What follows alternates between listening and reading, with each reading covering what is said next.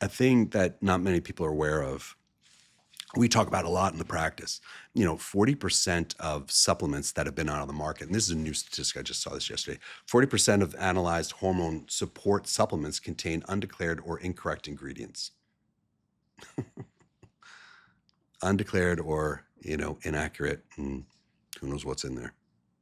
When I prescribe someone a supplement, say someone comes in my office and, just some like vitamin D, throw vitamin D out there. When I give someone vitamin D, I run the lab a month later to verify. There are times when I give someone vitamin D, I prescribe it and they go buy it at a rando store, you know, and I get the labs back a month later and there's no change.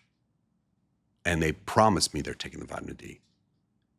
This happens because there are times when people take vitamins and there's no benefit to it because there's not enough active ingredient in it to move the needle forward.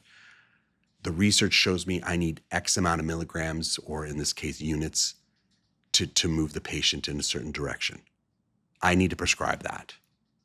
And so I prescribe that. And I hope that it's going to work. But when they use a supplement that they find randomly online or in local shop, there's no guarantee that's the potency that we're looking for. And so then I'm stuck with trying to explain why this lab didn't move. And that's because supplements are not always what they tell you they are. There's no real good oversight in that area. I'm not knocking supplements because I do prescribe them. There are times you need to do that. There are times you need to prescribe compounds like that. Not prescriptive, but natural compounds. They work. There are good benefits to it. But I need to be accountable to my patient to prove it worked.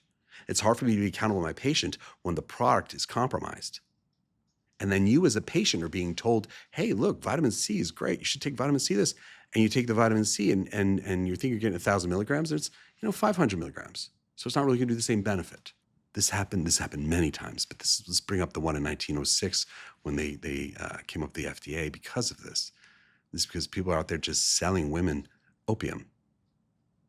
Just selling them opium straight up in a bottle, and cocaine straight up in a bottle. Go ahead, have it. There was no oversight. There's no care. And they were just giving it to women for hysteria. They've been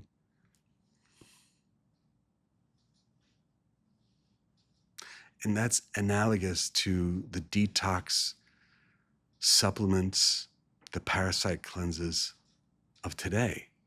Sure, there's no cocaine in it or opium in there, so we've moved a little further as a species, but man, it's still, a lot of it's not the most ethical